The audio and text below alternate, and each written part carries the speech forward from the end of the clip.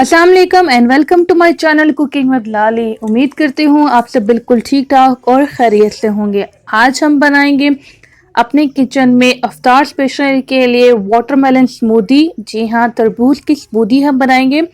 तरबूज के फ़ायदे आप सबको पता है कि कितना मुफीद है हमारी सेहत के लिए, और इफ्तार में जो हम खाने ऑयली खा खा के हमारे स्टमक डिस्टर्ब होते हैं, ये बहुत ही मुफीद है हमें हेल्दी रखने के लिए, और ये स्टमक लिवर वगैरह के लिए बहुत बेनिफिशियल है। मेटाबॉलिज्म भी हमारा बूस्ट करता है। बिस्मिल्लाहिर्रहमानिर्रहीम। तो चलिए शुरू करते हैं।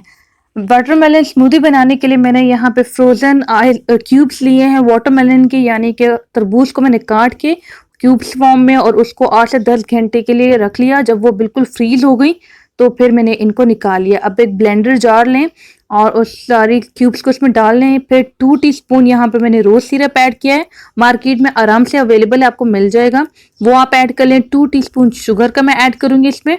लेमन जूस इसमें ऐड करूँगी 1 टीस्पून।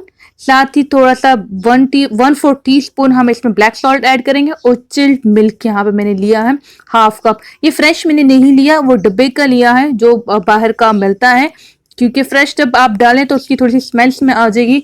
तो उसको अवॉइड करने के लिए और प्रोफेशनल टेस्ट देने के लिए मैंने बाजार का यूज़ किया है।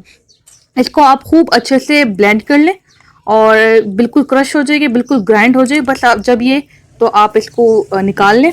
तो ये देखिए मैंने यहाँ पे कर लिया है। आपको कंसिस्टेंसी भी इसकी दिखाई है, बहुत थिक को क्रशी टाइप की है। अब 2 सर्विंग जार्स ले लें तो उसको उसमें डाल लें, और इसको बहुत ही सिंपल है बनाना।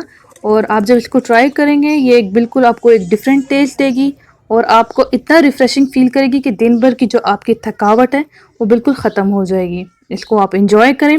कोई भी ग्रीन लीफ लेके आप इसको डेकोरेट कर लें और इसकी खूबसूरती को आप इन्हेंस कर लें। यहीं पे रेडी हो गई है ये हमारी वाटरमेलन स्मूदी। वीडियो अच्छी लगी हो तो ज़रूर इसको लाइक करें, और मुझे काफ़ी खुशी होगी अगर आप मेरे चैनल को सब्सक्राइब करेंगे और बेल आइकन को प्रेस करेंगे। उससे सारी नोटिफिकेशंस मेरी आप तक आएंगी। अपना बहुत ज़्यादा ख्याल रखिए, दुआओं में याद रखिएगा। खुदा हाफिज़।